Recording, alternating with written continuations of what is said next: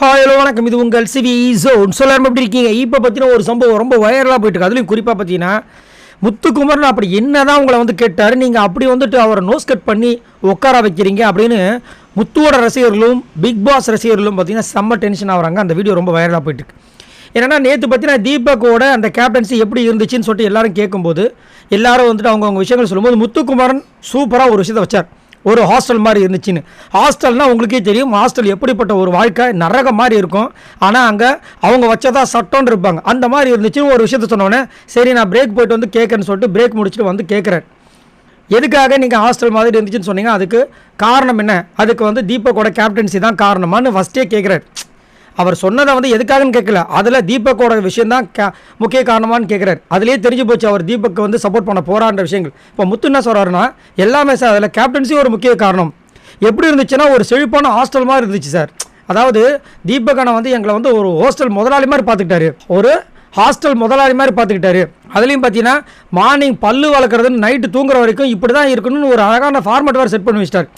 இப்படி அழகாக வந்துட்டு அவர் அழகாக சொல்கிற மாதிரி அங்கே வந்து குத்துற விஷயங்கள் கரெக்டாக போயிட்டு சொல்லிகிட்டே இருக்கார்.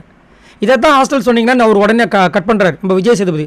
இல்லை சார் இன்னும் இருக்குது, அதாவது நான் கற்பனை பார்க்குறேன் சார், கற்பனை பண்ணி பார்க்குறேன், நல்லா இருந்துச்சா அப்படின்னு கேட்டிங்கன்னா இது வந்துட்டு நல்லா இருந்துச்சு குறையும் சொல்ல முடியுது. ஆனால் மார்னிங் வந்துச்சுலேருந்து தூங்குற வரைக்கும் இதை தான் நீங்கள் பண்ணோம், இதுதான் பெஸ்ட்டு ப்ராக்டிஸ்ன்னு அப்படி சொல்லி அதுக்கு வேறு சில பொறுப்பாளர்களை வேறு நியமித்து இதில் வந்து எங்களுக்கு வந்துட்டு இந்த விடுதிக்கு வந்து மேலாளராக வந்துட்டு அருண்குமார் போட்டு அவர் வந்துட்டு எங்களுக்கு சாப்பாடு கொடுக்குறது ஒரு வேளையாக கொடுத்தாலும் அதை 3 வேளை வந்து சாப்பிட்டீங்களான்னு கேட்டு ஸோ அவர் பண்ண டார்ச்சரையும் அங்கே வந்து வைக்கிறாரு.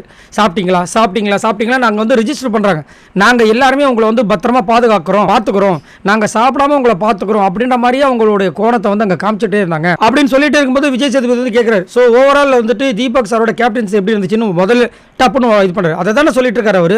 நீங்கள் பேச விடாமல் வந்துட்டு சரி எப்படி இருந்துச்சுன்னு கேட்டால் அவர் என்ன சொல்லுவார்? உடனே அவர் என்ன சொல்கிறார், ஒரு நல்ல காஸ்ட்லியான ஹாஸ்டல் மாதிரி இருந்துச்சு சார், அப்படி ஒரு ஃபீலிங் இருந்துச்சு அப்படின்னு சொன்னவொடனே இவர் வந்து சொல்கிறாரு, இன்னங்க நீங்கள் 2 விதமாக சொல்கிறீங்கன்னு கேட்குறாரு. இதில் 2 விதம்னு ஒன்றும் இல்லை, முதலேருந்தே சொல்கிறாரு இது ஹாஸ்டல் மாதிரி இருந்துச்சுன்னு. இப்போ காஸ்ட்லியான ஹாஸ்டல் தான் சொல்கிறாரு, அதை மிகைப்படுத்தி தான் சொல்கிறாரு தவிர 2 விதமாக சொல்லவே இல்லை. தீபக் சார் அங்கே புகழவும் இல்லை, அவரை வந்து நீங்கள் வந்து குத்திக்கிட்டு தான் இருக்காரு. அது இவருக்கு புரியல. உடனே வந்துட்டு என்ன சொல்கிறாரு, நீங்கள் சொல்கிறது 2 விதமாக இருக்குது, 2 கலரில் இருக்குது, நீங்கள் என்ன சொல்ல வரீங்க எனக்கு புரியல அப்படின்போது, இல்லை சார் அது என்ன சொல்ல வரேன், இல்லை இப்போ நீங்கள் எங்கள் வீட்டுக்கு வரீங்க வச்சுக்கோங்க, நான் வந்து உங்களை நல்லா கவனிக்கிறேன், நீங்கள் என்னை இப்படி தான் ஹாஸ்டல்னு சொல்லுவீங்க கேட்குறாரு.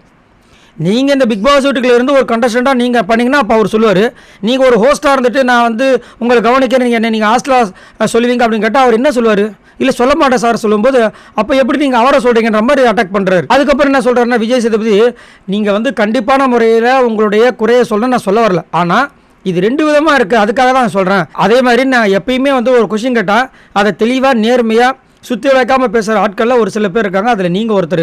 ஆனால் இன்றைக்கி நீங்களே வந்து சுற்றி வளைச்சி பேசுகிற மாதிரி இருந்துச்சு, அது கொஞ்சம் எனக்கு கஷ்டமாக இருக்குது அப்படின்ட்டு சரி இதுக்கு மேலே பேசலாம், நீங்கள் நல்லா யோசிச்சு பேசுங்கன்னு உட்கார வச்சிட்டார். அதுக்கப்புறம் நிறைய இடங்களில் வந்துட்டு ஒரு கையை தூக்குறாரு, அவர் பேசவே விடவே. ஏன்னா பேசினாருன்னா எதாவது வந்துடுமோ அப்படின்னு அவருக்கு பயமா, இல்லை இவரை வேணும்னு ஒதுக்குறாங்களா?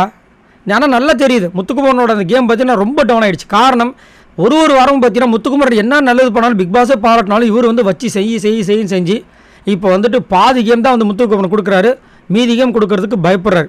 எங்கே யாராவது வந்து திரும்ப நம்மளை குத்திடுவாங்களோ அப்படின்னு. பட் என்னைய கேட்டிங்கன்னா இவர் யாருக்கும் பயப்பட வேண்டிய அவசியமே இல்லை.